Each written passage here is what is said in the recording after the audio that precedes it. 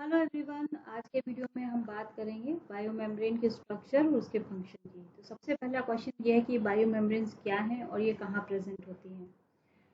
तो अभी तक हमने जो पढ़ा है, हम पढ़ रहे हैं प्लांट सेल का स्ट्रक्चर। यूकैरियोटिक सेल होती है, जिसमें मैंने बताया था कि यूकैरियोटिक सेल में के स्ट्रक्चर को हम 3 पार्ट्स में डिवाइड करते हैं। तो सबसे पहले हमने पढ़ी थी इनकी आउटर कवरिंग्स।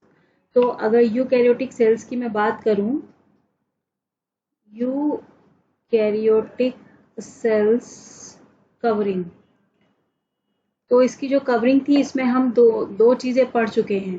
कौन कौन सी दो चीजें पढ़ चुके हैं? हमने पढ़ा सेल वॉल का स्ट्रक्चर, ठीक है, और दूसरा हमने पढ़ा एक्स्ट्रा सेल्यूलर मैट्रिक्स, ठीक है।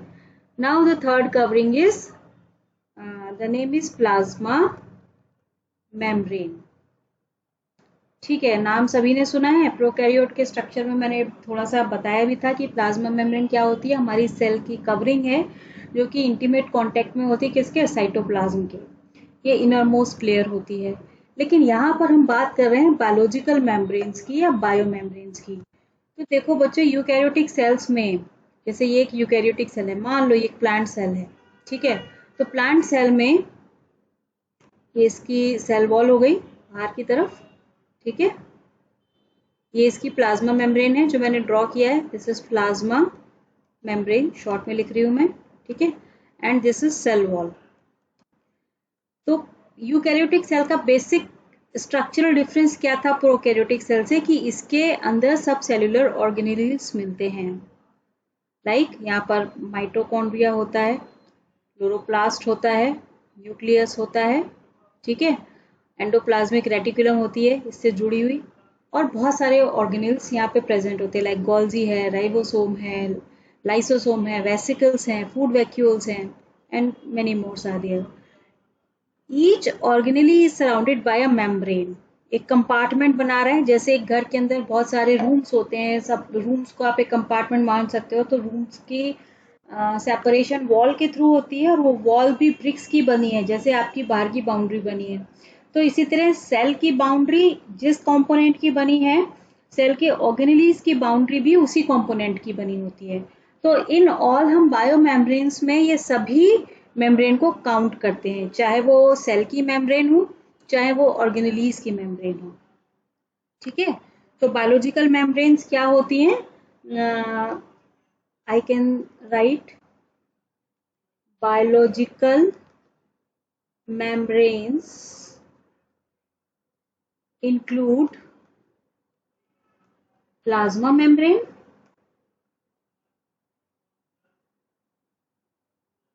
and organelles membrane, ठीक है।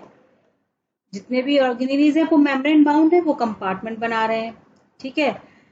डिफरेंस क्या होता है दोनों में? दोनों में डिफरेंस होता है उनके फंक्शन के लेवल पर। प्लाज्मा मेम्ब्रेन का फंक्शन, अगर वो सेल की बाउंड्री बना रही है तो उसमें कुछ फंक्शनल कंपोनेंट डिफरेंट होंगे, और जो सब सेल्यूलर यानी कि हमारे ऑर्गेनेलीज की जो मेम्ब्रेन बना रही है, वहां पर कुछ फंक्शनल कंपोनेंट्स प्लाज्मा मेम्ब्रेन से डिफरेंट होंगे। Structure wise there is no difference, यानी कि प्लाज्मा मेम्ब्रेन हो या ऑर्गेनेलीज की मेम्ब्रेन हो, दोनों के स्ट्रक्चर में कोई बेसिक डिफरेंस नहीं है, इसीलिए हम इनको कंबाइंडली पढ़ते हैं। तो अगर हमने प्लाज्मा मेम्ब्रेन का स्ट्रक्चर पढ़ लिया, दैट मीन्स कि ऑर्गेनेलीज की मेम्ब्रेन का भी स्ट्रक्चर हमने 99% कवर कर लिया। 1% डिफरेंस उसके फंक्शनल बेसिस पे रह जाता है, ठीक है। तो अब मैं क्या कह सकती हूँ कि बायोलॉजिकल मेम्ब्रेन्स को मैं 2 पार्ट में डिवाइड कर सकती हूँ, ठीक है। Biological membranes or biomembranes can be divided into 2 parts, plasma membrane and subcellular membranes। तो प्लाज्मा मेम्ब्रेन के बारे में पहले देख लें। इसको हम प्लाज्मा लेमा भी कहते हैं, ठीक है। And this term plasma lemma important है। प्लाज्मा लेमा, प्लाज्मा मेम्ब्रेन एक ही चीज है, ठीक है। द टर्म गिवन बाय, ये प्लाज्मा लेमा टर्म जो थी वो दी थी प्लो ने, PLOWE, ठीक है। ये इंपॉर्टेंट है regarding the name. Plasma membrane covering है सेल की, कहाँ पर प्रेजेंट होती है? इंटरनल टू सेल वॉल, अभी मैंने डायग्राम में दिखाया, in case of plant cell. और अगर एनिमल सेल की बात करें तो ये कहाँ पर प्रेजेंट है? Just internal to extracellular matrix. और एक डिफरेंस क्या है कि plasma membrane prokaryotic and eukaryotic दोनों सेल्स में मिलेगी ही मिलेगी। ठीक है, तो सब सेल्यूलर मेम्ब्रेन्स में क्या डिफरेंस आया? सब सेल्यूलर मेम्ब्रेन्स ये ऑर्गेनेलीज को सराउंड करती हैं, उसकी बाउंड्री बनाती हैं, वैक्यूल्स की बाउंड्री बनाती हैं, एंडोप्लाज्मिक रेटिकुलम की फॉर्मेशन करती हैं। In all I can say कि जो सब सेल्यूलर मेम्ब्रेन है वो सेल के साइटोप्लाज्म को कंपार्टमेंटलाइज करती हैं। Compartmentalise the cell cytoplasm, I can write cell cytoplasm. ठीक है, और ये हमें कहाँ मिलेंगी? सिर्फ यूकैरियोटिक सेल्स में। क्यों? क्योंकि प्रोकैरियोटिक सेल्स में मेम्ब्रेन बाउंड ऑर्गेनेलीज प्रेजेंट नहीं होते हैं। ये एक बेसिक डिफरेंस है। In prokaryotes no membrane bound organelle is present. जो भी है स्ट्रक्चर वो मेम्ब्रेन बाउंड नहीं है। ठीक है, तो सब सेल्यूलर मेम्ब्रेन्स कहाँ पर मिलेंगी? सिर्फ और सिर्फ यूकैरियोट्स में। आई होप डिफरेंस समझ में आ गया होगा आपको। अगर इनके फंक्शंस की बात करें, फंक्शन किसके? Biological membrane. मैं इन ऑल दोनों मेम्ब्रेन्स की बात कर रही हूँ, चाहे वो ऑर्गेनेलीज की हो चाहे वो प्लाज्मा मेम्ब्रेन हो। तो दोनों के कंबाइंड फंक्शन क्या है? सबसे पहला तो ये कि एक बाउंड्री बनाती हैं, सेल की बाउंड्री है या ऑर्गेनेल्स की बाउंड्री है। ठीक है, दूसरा क्या है? एक मीन्स ऑफ कम्युनिकेशन है बिटवीन द सेल और ऑर्गेनेलीज एंड इट्स सराउंडिंग। मतलब सेल, एक सेल है उसकी सराउंडिंग, या ऑर्गेनेली है तो उसकी सराउंडिंग, दोनों के अपने एनवायरनमेंट है, तो उनके बीच में कम्युनिकेट कराना। क्लियर? बैरियर का काम करती है। बैरियर का मतलब क्या है कि ये सेलेक्टिवली परमेबल होती है। अगेन एक नया टर्म है, इसको भी मैं बाद में बताऊंगी। सेलेक्टिवली परमेबल, परमेबल का मतलब होता है कि सब्सटेंस को अपने क्रॉस पास होने देना, उसको हम कहते हैं परमेबिलिटी। ये प्रॉपर्टी जो कहलाती है इट इज कॉल्ड परमेबिलिटी। तो ये जो होती है सिलेक्टिवली परमेबल होती है, मतलब कुछ मॉलिक्यूल्स, कुछ आयंस या कुछ ही चीज़ों को अपने क्रॉस आने जाने की परमिशन देती हैं, बाकियों को रोक देती है।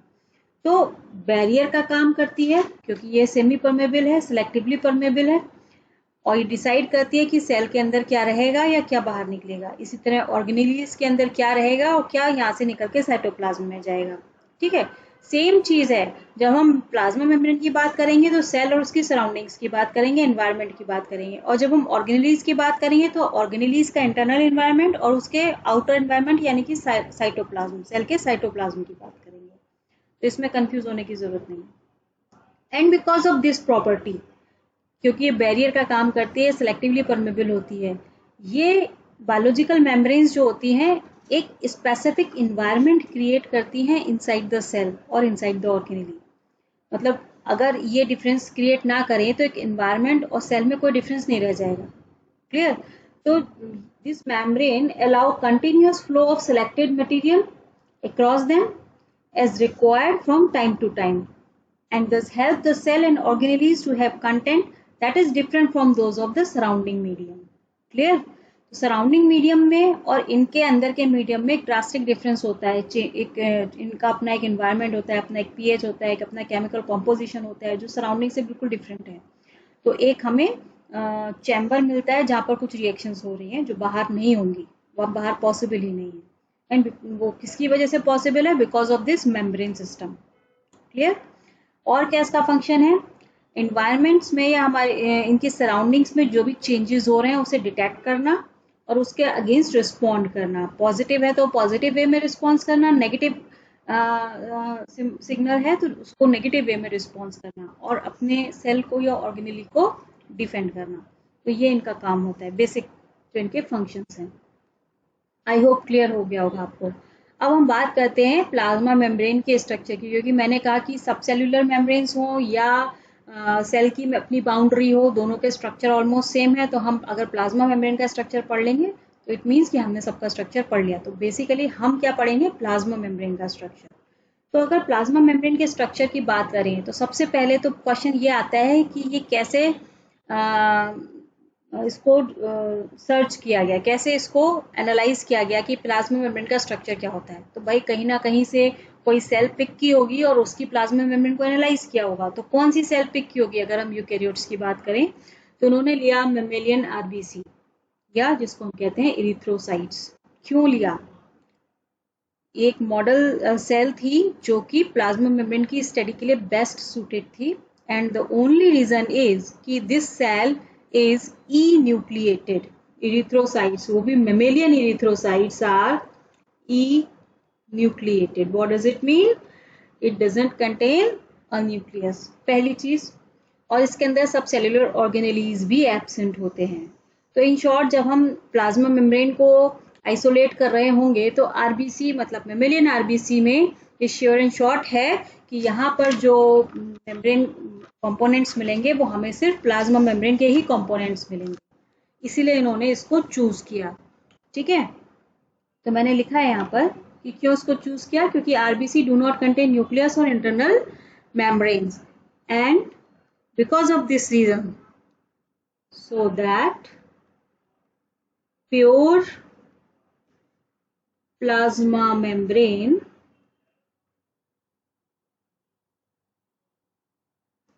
can be isolated for biochemical analysis. Biochemical analysis means कि क्या क्या इसके कंपोनेंट्स हैं, उनका क्या स्ट्रक्चर है, उनका क्या फंक्शन है, वो सारी स्टडी बायोकेमिकल स्टडी हम करते हैं उसमें। ठीक है, तो भाई ठीक है, आरबीसी को चूज कर लिया। और आरबीसी जो थी मेमेलियन आरबीसी स्पेशली, वो क्या बनी? हमारी मॉडल सेल बनी which provide the first evidence that biological membrane consists of lipid bilayer। ठीक है, तो सबसे पहले एक क्वेश्चन कि कौन सी सेल पे ये स्टडी किया गया प्लाज्मा मेम्ब्रेन का, तो आप आंख बंद करके टिक करेंगे मेमेलियन आरबीसी या मेमेलियन इरिथ्रोसाइट्स, जहां पर सबसे पहला कंक्लूजन क्या ड्रॉ किया गया था कि ये लिपिड बाई लेयर की बनी हुई है। Bi means two, layer means layer, दो लेयर्स की ये बनी हुई है। ठीक है, और प्लाज्मा मेम्ब्रेन इतनी मतलब छोटा स्ट्रक्चर है कि आप लाइट माइक्रोस्कोप से उसको रिजॉल्व नहीं कर सकते। लाइट माइक्रोस्कोप की जो रिजॉल्विंग पावर है ना, बियॉन्ड द लिमिट है। आपको इलेक्ट्रॉन माइक्रोस्कोप की जरूरत पड़ेगी। तो जब इलेक्ट्रॉन माइक्रोस्कोप का एग्जिस्टेंस आया तभी ये स्टडी हुई और इसको डिस्कवर किया गया कि भाई प्लाज्मा मेम्ब्रेन जो है लिपिड बाइलेयर की बनी है। बट इससे पहले भी कुछ स्टडी हुई होंगी। ऐसा नहीं है कि सीधे आरबीसी पे अटैक कर दिया होगा और आरबीसी से प्लाज्मा मेम्ब्रेन निकाल कर उसको एनालाइज करके बता दिया होगा। यानी इसकी अपनी कुछ हिस्ट्री रही होगी कि ये कैसे डिस्कवर हुआ। तो उस हिस्ट्री को जानने के लिए अभी हम कुछ मॉडल्स पढ़ेंगे जो इसके स्ट्रक्चर के लिए दिए गए हैं। मॉलिकुलर स्ट्रक्चर जो था प्लाज्मा मेम्ब्रेन का, मतलब कैसे रिड्यूस हुआ, कैसे वन बाय वन कुछ एक्सपेरिमेंट्स किए गए और उसके मतलब कहना चाहिए कि लेयर्स खुलती चली गई कि कैसे कैसे वो अरेंज है, कैसे वो काम करती है, क्या क्या उसके केमिकल कंपोनेंट्स हैं। तो इन ऑल आपको केवल 5 मॉडल्स को पढ़ना है जो आपके नीट में बेसिकली पूछे जाते हैं। ठीक है, स्टार्टिंग के जो मॉडल्स हैं उसमें तो सिर्फ आपको नाम ही याद रखना है कि क्या मॉडल था, किसने प्रपोज किया था और उसके कंक्लूजन क्या थे। आपको ज़्यादा डिटेल में जाने की जरूरत नहीं है। तो पहला जो मॉडल था वो ओवरटन्स का सजेशन था। ओवरटन्स सजेशन जो कि चार्ल्स ओवरटन ने 1895 में दिया। ठीक है, और उन्होंने अपनी एनालिसिस के आधार पर यह बताया था कि मेम्ब्रेन से लिपिड मॉलिक्यूल तो पास हो जाते हैं, फैट सॉल्युबल मॉलिक्यूल पास हो जाते हैं, तो ये लिपिड की बनी हुई है। इसमें वाटर पास नहीं होता, आयनिक सब्सटेंस पास नहीं होते हैं। दैट मीन्स कि it is made up of lipid molecules. Mark my word, I am saying lipid molecules only. तो ओवरटन ने सबसे पहले ये बताया था कि भाई प्लाज्मा मेम्ब्रेन जो है वो लिपिड की बनी है। अभी कौन सा लिपिड है, कैसा लिपिड है, कैसे अरेंज है, हमें नहीं पता। क्लियर? उसके बाद सेकेंड मॉडल आया गॉटर और ग्रैंडल का। गॉटर और ग्रैंडल 2 साइंटिस्ट हैं, डच साइंटिस्ट हैं। इंपॉर्टेंट चीजें बता रही हूँ जो कभी कभी क्वेश्चंस आ जाते हैं, जो कहना चाहिए out of the box questions होते हैं, आपको याद रखना पड़ेगा इनको। ठीक है, तो डच साइंटिस्ट थे गॉटर और ग्रैंडल, जिन्होंने 1925 में, देखो ये 1895 की बात हो रही है, अभी 1925 में इन्होंने ये बताया कि लिपिड का जो मतलब कंटेंट है वो ज़्यादा है in comparison to its surface area, मतलब सेल का जो सरफेस एरिया है वो कम है और लिपिड का कंटेंट जो है वो बहुत ज़्यादा है। तो उन्होंने बोला कि भाई ये रेशियो फिट नहीं बैठ रहा है, इसका मतलब कि लिपिड जो है, लिपिड 2 लेयर्स में मिल रहा है। जो मतलब उन्होंने कंपोनेंट एनालाइज किया ना, तो उन्होंने कहा कि जो लिपिड मॉलिक्यूल्स हैं वो बाई लेयर में अरेंज हैं। अभी देखो ओवरटन ने बताया था कि ये लिपिड की बनी है, उन्होंने ये नहीं कहा कि ये सिंगल लेयर है या डबल लेयर है। नेक्स्ट जो मॉडल आया गॉट और ग्रैंडल ने, उन्होंने अपने एनालिसिस के आधार पर ये बताया कि भाई ये जो लिपिड लेयर है वो बाई लेयर की बनी हुई है। और कैसे बताया ये भी इम्पोर्टेंट है कि उन्होंने जो एनालिसिस किया, उन्होंने क्या किया, उन्होंने सरफेस एरिया निकाला सेल का और सेल का जो लिपिड कंटेंट था उन दोनों को कंपेयर किया। तो जो रेशियो फिट बैठना चाहिए था वो नहीं बैठ रहा था, लिपिड कंटेंट बहुत ज्यादा था और सरफेस एरिया कम था। किसकी बात हो रही थी यहाँ पे, आरबीसी की, इन्होंने आरबीसी पे ही काम किया। ठीक है, तो ये कंक्लूजन ये निकला कि भाई लिपिड जो है वो बाई लेयर की फॉर्म में है, यानी कि 2 लेयर्स प्रेजेंट है। चलो भाई ये भी मान लिया। नाउ नेक्स्ट है हमारा सैंडविच मॉडल, जो कि प्रपोज किया डैनियल और डेवसन ने 1935 में, जस्ट आफ्टर 10 इयर्स। 1925 में आया है आपका गॉट और ग्रैंडल का मॉडल और 1935 में दिया सैंडविच मॉडल। ठीक है, और इन्होंने क्या कहा कि भाई फॉस्फोलिपिड मॉलिक्यूल्स हैं। अब यहाँ पर फॉस्फोलिपिड की बात हो रही है, अभी तक ऊपर फॉस्फोलिपिड का कहीं भी नाम नहीं आया। देखो पहले मॉडल में बताया कि लिपिड की बनी है, दूसरे मॉडल में बताया कि लिपिड की बाइलेयर है, और तीसरे मॉडल में बात हो रही है कि भाई ये फॉस्फोलिपिड की बनी हुई है और फॉस्फोलिपिड डबल लेयर में है। क्लियर? और इस डबल लेयर के दोनों तरफ प्रोटीन के एक लेयर है, प्रोटीन मॉलिक्यूल्स की। देखो मैं फिगर दिखाती हूँ आपको, हैव अ लुक। ये जो पार्ट है, ये this one, wait a minute, ये वाला जो पार्ट है ये है आपका लिपिड बाई लेयर। देखो एक लेयर ये है यहां से यहां तक और दूसरी ये है। ठीक है, 2 लेयर आपको इजिली विजिबल हो रही है और इसके दोनों तरफ ये जो पर्पल कलर में दिखा रखा है ये है प्रोटीन। प्रोटीन भी कैसी है, ग्लोबुलर प्रोटीन, ये आपको याद रखना है। क्लियर? प्रोटीन कैसी है, ग्लोबुलर प्रोटीन। और इन्होंने ये भी बताया यहाँ पर कि ये जो लेयर है इसकी थिकनेस इन्होंने बताई, लिपिड बाइलेयर की थिकनेस कितनी है यहाँ पर 35 एंगस्ट्रॉम के आसपास है, जबकि प्रोटीन की जो लेयर है दोनों तरफ ये 20 एंगस्ट्रॉम की है, यानी इन ऑल ये वाली भी 20 एंगस्ट्रॉम की है। ठीक है, इन ऑल ये जो थिकनेस है यहाँ से यहाँ तक ये कितनी है, ये आपकी है 75 एंगस्ट्रॉम। तो डेवसन और डैनियल ने ये बताया कि हमारी जो लिपिड बाइलेयर है या जो plasma membrane, not lipid bilayer, plasma membrane की थिकनेस है 75 एंगस्ट्रॉम।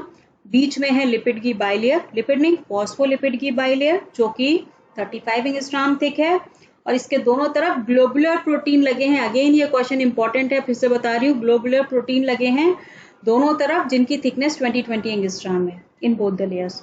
तो इसको सैंडविच मॉडल क्यों कहा, क्योंकि जैसे लग रहा है ना कि ऊपर एक ब्रेड का स्लाइस है, नीचे एक ब्रेड का स्लाइस है, लाइक दिस। ये देखो ये एक स्लाइस है, ये एक स्लाइस है और बीच में इन्होंने फिलिंग भर दी, तो ये एक सैंडविच बन गया। तो सैंडविच किस चीज का बना है, सैंडविच बना हुआ है आपका फॉस्फोलिपिड बाइलेयर का, जो कि किससे बीच में है, प्रोटीन्स के, प्रोटीन मोनोलेयर्स के बीच में। ठीक है, मतलब, और ये जो डेफिनेशन मैंने यहाँ लिखी है इसको मैं ऐसे भी लिख सकती हूँ कि वेट अ मिनट,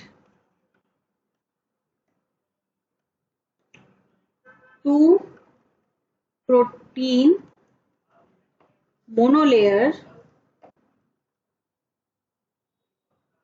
sandwiches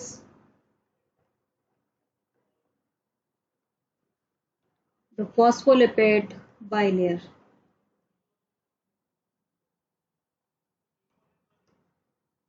देखो जब ऑप्शन मिलते हैं ना तो थोड़ा ध्यान से पढ़ने की जरूरत होती है। ये ऑप्शंस घुमा फिरा के दिए जाते हैं, ठीक है। तो क्या है यहाँ पर, प्रोटीन की मोनो लेयर है, एक एक लेयर है और बीच में फॉस्फोलिपिड की 2 लेयर्स हैं। क्लियर? यही आपको स्टेटमेंट उल्टा करके दे देंगे और आप बिना देखे टिक करके चले आएंगे, आपका आंसर गलत हो जाएगा, ठीक है। इसी वजह से इसको हम कहते हैं hence it is referred as sandwich model, ठीक है। चलो भाई, सैंडविच मॉडल भी समझ में आ गया। ग्लोबुलर प्रोटीन्स जो होती हैं वो फॉस्फोलिपिड्स के बाई लेयर को सैंडविच कर रही हैं। बट इस मॉडल के कुछ ड्रॉबैक्स हैं, ठीक है। और ड्रॉबैक क्या था, इन्होंने ये तो बता दिया कि लिपिड मॉलिक्यूल क्रॉस होता है, बट ये एक्सप्लेन करने में फेल हो गए कि वाटर या वाटर सॉल्युबल मॉलिक्यूल्स इस लिपिड बाइलेयर से कैसे क्रॉस होंगे, ठीक है। तो पहला इंपॉर्टेंट जो ड्रॉबैक था, not able to explain, the first one is water and water soluble molecules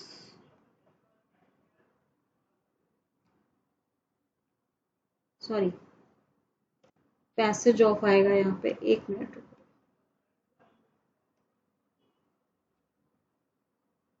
passage of water and water soluble molecule across the membrane। Clear है ना? ये नहीं बता पाए कि पानी कैसे निकलेगा इस मेम्ब्रेन के आर पार, और जबकि साइटोप्लाज्म क्या है, मोस्टली यहाँ पर वाटर कंटेंट अवेलेबल है और सारी रिएक्शन वहीं पर हो रही है, तो वाटर कैसे बाहर से अंदर जा रहा है या अंदर से बाहर आ रहा है, या उसमें सॉल्युबल आयंस हैं या मॉलिक्यूल्स हैं वो कैसे ट्रांसपोर्ट हो रहे हैं अक्रॉस द मेम्ब्रेन, ये एक्सप्लेन नहीं कर पाए। दूसरा जो पॉइंट था जो ये एक्सप्लेन नहीं कर पाए, active transport, active transport of material through the cell membrane।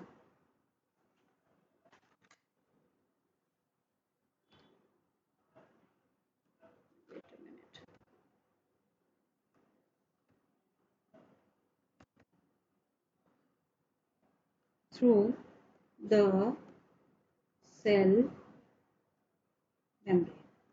What is active transport? देखो सिंपल ट्रांसपोर्ट तो आपको पता है कि फिजिक्स में भी आपने पढ़ा होगा और शायद केमिस्ट्री में भी अब तक पढ़ लिया होगा कि मॉलिक्यूल्स अपनी हायर कंसंट्रेशन से लोअर कंसंट्रेशन की तरफ मूव करते हैं, ठीक है। जहाँ मतलब भीड़ होगी तो भीड़ में से आदमी निकल के कहाँ जाना चाहेगा, जहाँ भीड़ नहीं है या बहुत कम है, ठीक है, ताकि उसे सांस आ सके, ताकि उसे सफोकेशन ना हो। तो यही मॉलिक्यूल्स के साथ होता है, मॉलिक्यूल्स जहाँ पर बहुत ज़्यादा कंसंट्रेटेड होते हैं तो वहाँ से वो मूव करने की कोशिश करते हैं अपने लोअर कंसंट्रेशन की तरफ, जहाँ पर बिल्कुल नहीं है या बहुत कम कंसंट्रेशन में अवेलेबल है। लेकिन इसका जस्ट ऑपोजिट करना पड़े, माने कि हमको मॉलिक्यूल्स को उनके लोअर कंसंट्रेशन से हायर कंसंट्रेशन की तरफ भेजना पड़े। माने एक कमरे में 15 इंडिविजुअल्स हैं और उसकी कैपेसिटी शायद इतनी की ही है या इससे कम की है, और मुझे एक 16th मेंबर और फिट कराना है अंदर, तो मुझे धक्का मारना पड़ेगा दरवाजे से और मुझे एनर्जी डालनी पड़ेगी सिस्टम के अंदर, है ना।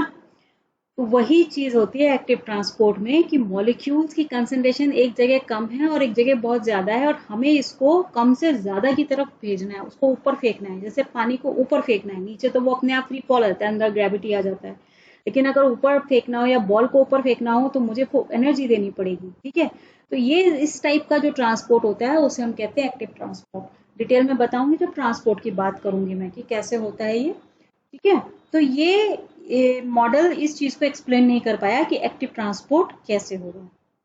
आई होप आपको समझ में आ गया होगा। इस मॉडल में बेसिक चीज याद रखना बच्चों की प्रोटीन यहाँ पर ग्लोबुलर है, फिर से बता रही हूँ, कंफ्यूज नहीं होना।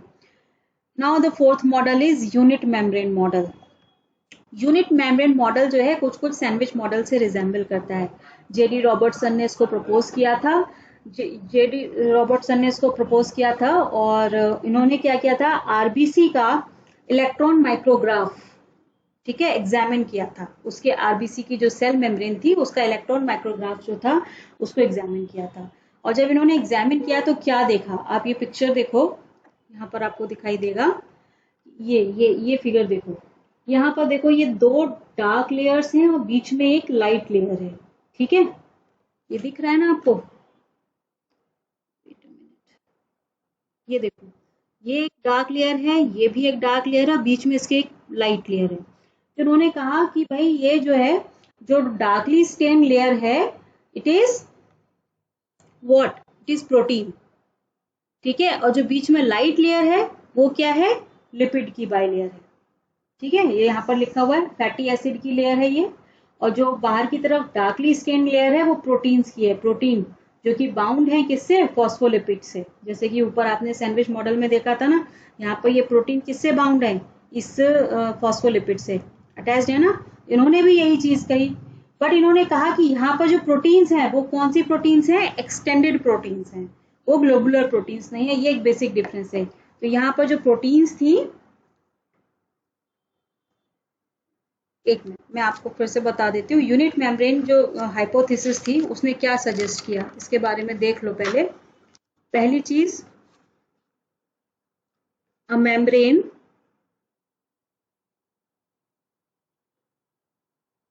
consisting of a phospholipid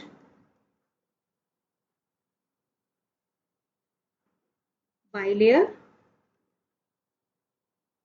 sandwich between two protein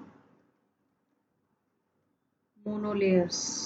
और जो प्रोटीन है वो कौन सी है, एक्सटेंडेड प्रोटीन्स, ठीक है, कौन सी प्रोटीन्स है वो, एक्सटेंडेड प्रोटीन्स। और ये जो पूरा सेटअप है, ये पूरे सेटअप को, माने दो प्रोटीन मोनोलेयर और एक लिपिड बाइलेयर, इसको इन्होंने कहा unit membrane, unit membrane.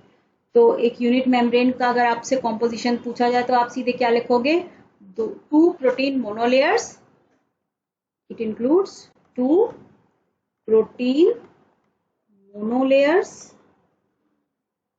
Plus one phospholipid bilayer. और इसको अगर इलेबोरेट करना हो तो यहाँ पर प्रोटीन को वो दे देगा, two globular protein monolayer, two extended protein monolayer. तो ये आपको बस वही मैं कह रही हूँ कि ध्यान से पढ़ो और आंखें खोल कर अपने ऑप्शन को टिक करो। प्रोटीन्स यहाँ पर कौन सी हैं, एक्सटेंडेड, कुछ भी दे सकता है वो, क्लियर। एक्सटेंडेड प्रोटीन का मतलब है, डायग्राम बना के दिखा सकती हूँ मैं, ये एक फॉस्फोलिपिड है, ये एक लेयर है मान लो, ठीक है, और ये दूसरी लेयर है, ठीक है। तो प्रोटीन किस फॉर्म में होगी, यहाँ पर कुछ इस तरीके की होगी,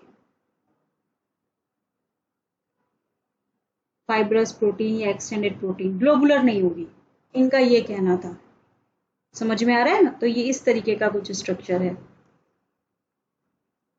और क्या कह रहे हैं ये, सेकंड पॉइंट ये जो उन्होंने कहा कि अब ये यूनिट मेम्ब्रेन तो ये हो गई, अब कुछ ऑर्गेनेलीज, प्लाज्मा मेम्ब्रेन तो यूनिट मेम्ब्रेन स्ट्रक्चर है, बट हमारे जो सब सेलुलर ऑर्गेनेलीज होते हैं, मतलब हमारे सेल के अंदर जो ऑर्गेनेलीज प्रेजेंट होते हैं, कुछ की बाउंड्री यूनिट मेम्ब्रेन होती है, कुछ की डबल यूनिट मेम्ब्रेन होती है।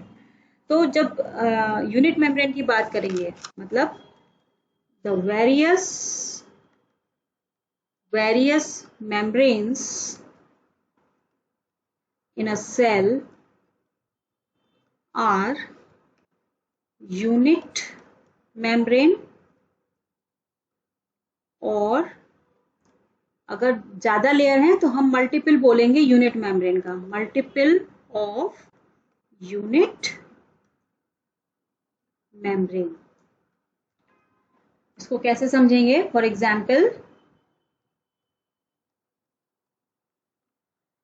एंडोप्लाज्मिक रेटिकुलम है, गोल्जी बॉडी है, ठीक है, और है लाइसोसोम। इनकी जो बाउंड्री है वो है दे हैव यूनिट मेम्ब्रेन। कैसी मेम्ब्रेन? जो भी आपने यहां देखी, ठीक है। लेकिन हमारे जो माइटोकॉन्ड्रिया है, बट माइटोकॉन्ड्रिया एंड प्लास्टिड्स, ठीक है, हम प्लांट सेल की बात कर रहे हैं तो प्लास्टिड्स को नहीं भूल सकते हैं। प्लास्टिड्स का जो न्यूक्लियर एनवलप है, न्यूक्लियर एनवलप, प्लाज्मा मेम्ब्रेन की बात नहीं हो रही, न्यूक्लियर एनवलप की बात हो रही है। Sorry, mitochondria, plastids and nuclear envelope, हमारे सेल का जो न्यूक्लियर एनवलप है, न्यूक्लियस का जो न्यूक्लियर एनवलप है, ये both of these three are double unit membrane. Double unit membrane. Confuse नहीं होना बच्चों, तीनों अलग अलग एग्जाम्पल हैं, उसको मैं इरेज ही कर देती हूँ। Mitochondria, plastids and nuclear envelope, ये तीन जो स्ट्रक्चर हैं हमारे सेल के, उनकी जो मेम्ब्रेन है वो डबल यूनिट मेम्ब्रेन है। डबल यूनिट मेम्ब्रेन का मतलब है, जैसा ये स्ट्रक्चर आपको दिख रहा है ना यहाँ पर, this one, wait a minute, जैसे ये स्ट्रक्चर दिख रहा है ना, मतलब ऐसा ही एक स्ट्रक्चर और, मतलब एक ब्लैक लाइन और बीच में व्हाइट लाइन, तो ये होगी डबल यूनिट मेम्ब्रेन, ठीक है। जिससे कि मैं बना दूं, मान लो ये प्रोटीन लेयर है, ठीक है, और बीच में इसके मैंने ये लाइटली स्टेन्ड फॉस्फोलिपिड बाइलेयर बना दी, ये एक यूनिट मेम्ब्रेन है।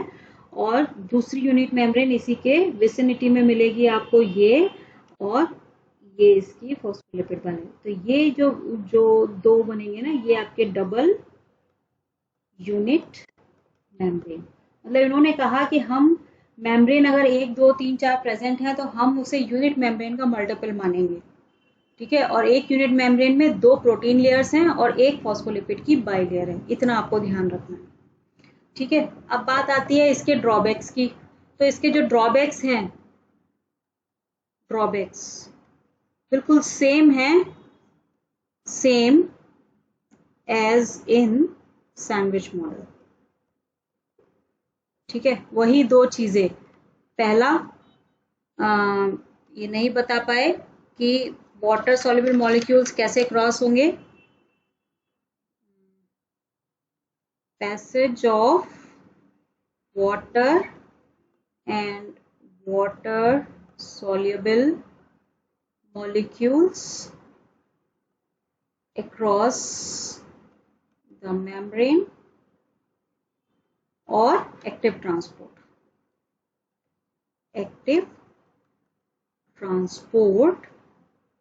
across the membrane। तो सेम है एक्सप्लेनेशन, इसलिए रिपीट नहीं कर रही हूं मैं, दोनों ड्रॉबैक्स बिल्कुल ऐसे यहाँ पे कॉपी पेस्ट हो गए हैं। तो this is all about the 4 model. इसके बाद आता है लास्ट मॉडल, जिसको हम कहते हैं फ्लूइड मोज़ेक मॉडल, जो कि डिटेल में बताता है सारी चीज़ों को और हर एक पॉइंट ऑफ व्यू को एक्सप्लेन करते हुए चलता है। और इसी वजह से वो मॉडल वाइडली एक्सेप्टेड है, आज भी हम उसको पढ़ाते हैं और वही मतलब कहना चाहिए सक्सेसफुल मॉडल रहा है। तो उसको हम डिस्कस करेंगे अपने नेक्स्ट लेक्चर में, थोड़ा लेंदी है तो उसी के बारे में बात करेंगे। तो आज के लिए बस इतना ही, फिर मिलते हैं नेक्स्ट लेक्चर में। Till then stay safe, stay healthy and keep studying. Good bye and thank you.